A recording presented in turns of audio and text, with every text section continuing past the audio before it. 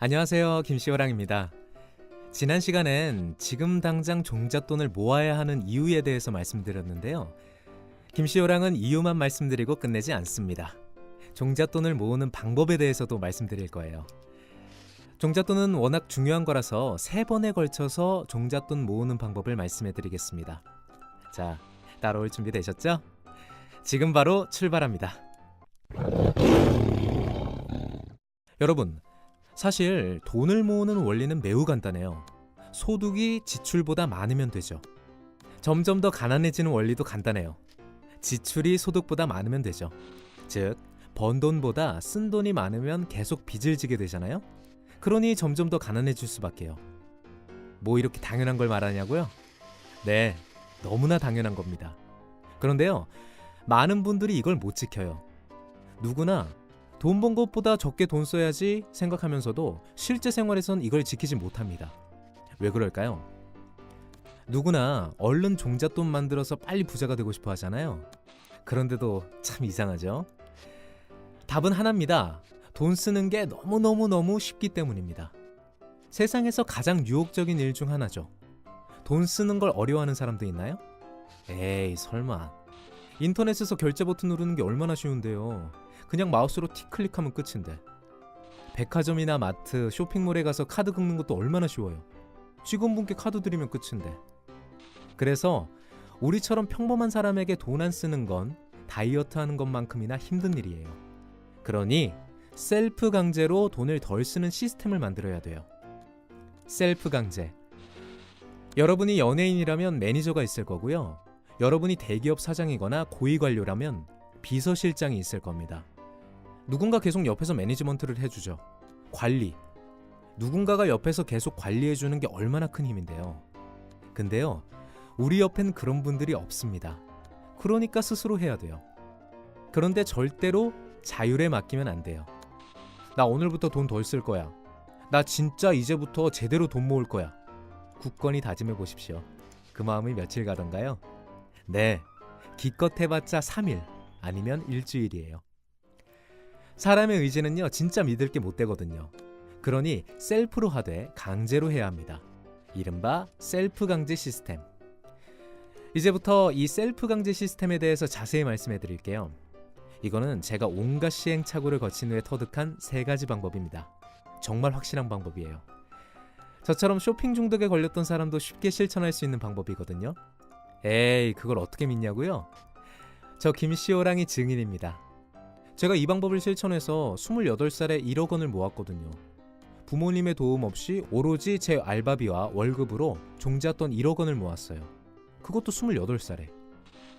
저 같은 의지박약자도 했으니까 여러분도 제가 사용한 이 방법대로 하면 금방 종잣돈을 모을 수 있을 거예요. 어쩌면 이미 알고 계신 방법일 수도 있을 거예요. 근데요, 거듭 말씀드리지만 핵심은 이겁니다. 셀프 강제. 자신의 의지만으로 끝까지 지독하게 종잣돈을 모을 수 있는 사람은 이 세상에 거의 없어요. 여러분이나 저나 의지가 나약한 아주 평범한 사람들입니다. 그러니 여러분은 단순히 돈을 모으는 방법보단 강제로 돈이 모아질 수밖에 없는 방법을 아셔야 돼요.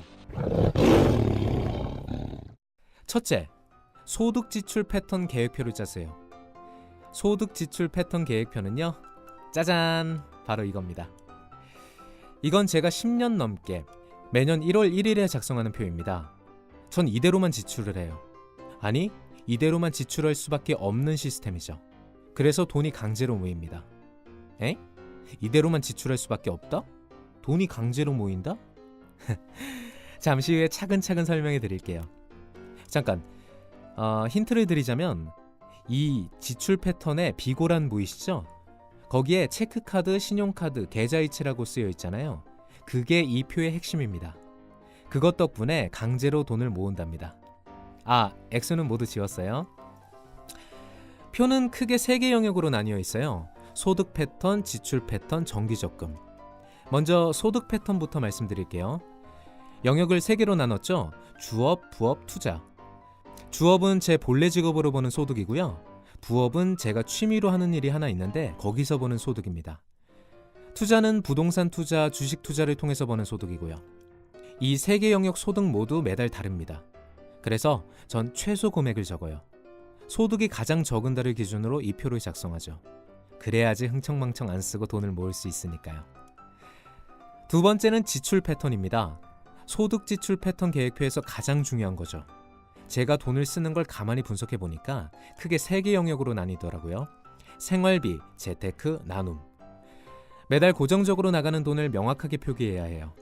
그래야 줄줄 새나가는 돈을 없앨 수 있거든요. 줄줄 새나가는 돈을 없애는 게 종잣돈 모으기의 기초입니다.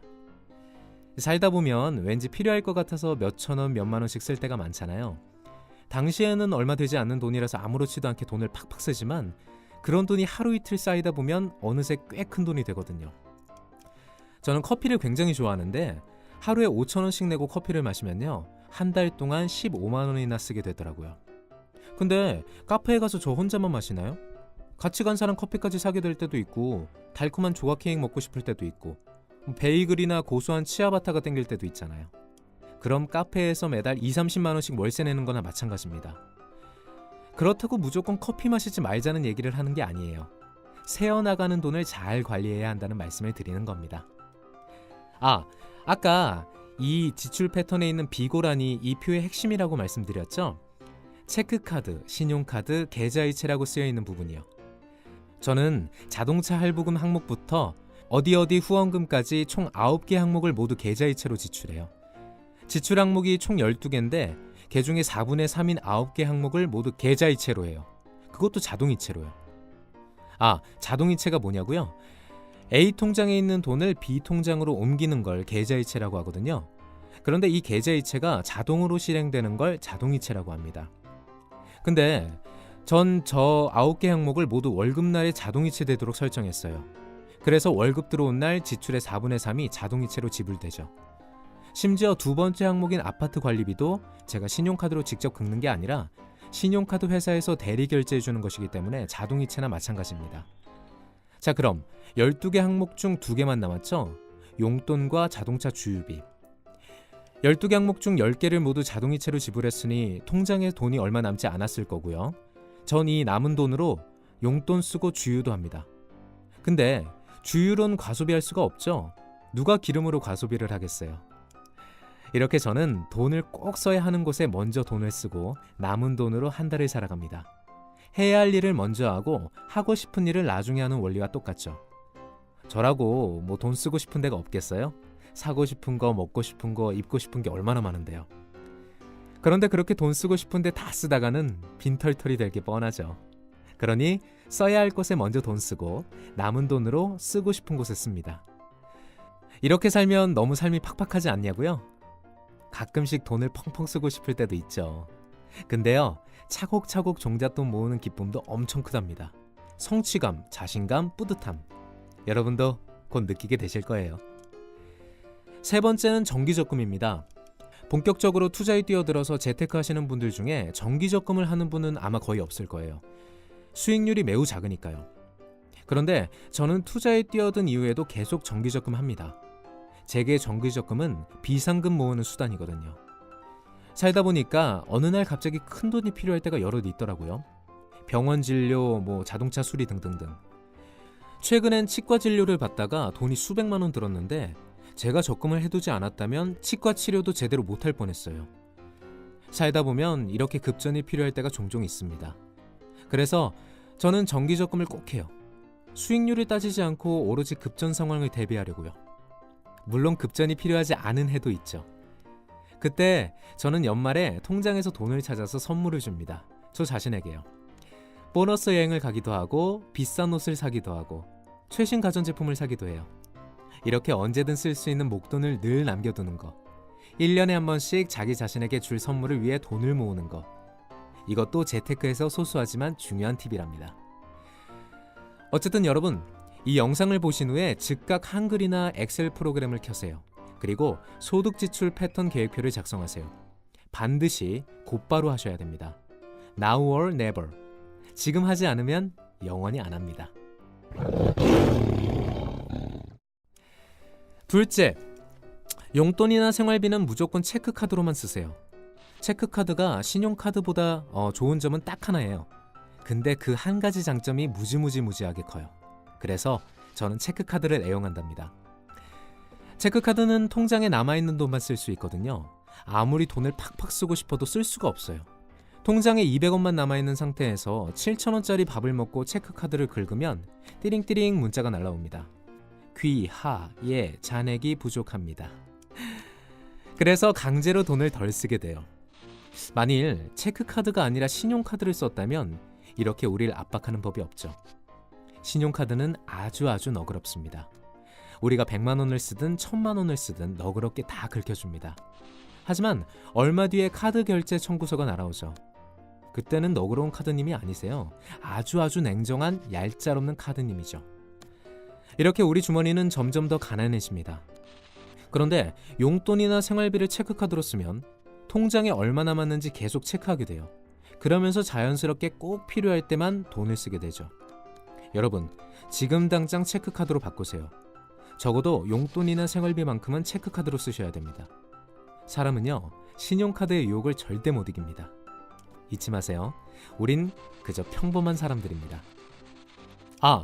저는 용돈은 체크카드로, 자동차 주유비는 신용카드로 쓴다고 말씀드렸는데요. 네, 제가 갖고 있는 신용카드는 딱 1개입니다.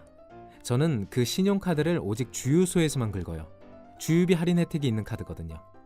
물론 살다 보면은 몇 개월에 걸쳐서 할부로 카드를 긁어야 할 때도 있습니다. 그런데 그런 경우는 1년에 몇 번 있을까 말까더라고요. 어쨌든 이런 경우를 제외하곤 모두 체크카드로만 지불합니다. 여러분, 시스템은 간소할수록 좋아요. 그래야 실천하기 쉽거든요. 주유비만 신용카드, 나머지는 몽땅 체크카드. 어때요? 쉽죠? 셋째, 알바비나 월급, 페이가 들어오는 날에 적금 통장으로 자동이체되도록 설정하세요. 아까도 말씀드렸듯이 저는 본격적으로 투자를 하기 전이나 투자를 시작하고 나서나 매년 1월 초에 정기적금 통장을 개설합니다. 1년 단위로요. 특히 재테크를 막 시작하는 분들이나 종잣돈을 이제 막 마련하려고 하시는 분들께 정기적금 통장은 필수입니다. 빨리 종잣돈 만들고 싶다며 함부로 주식 투자, 부동산 투자에 뛰어들지 마세요. 큰일 납니다. 투자는요, 잘 모르는 상태에서 뛰어들면 100% 망해요. 꽤 많이 공부해야 하고요. 투자 대상을 면밀하게 분석한 후에 투자해야 합니다.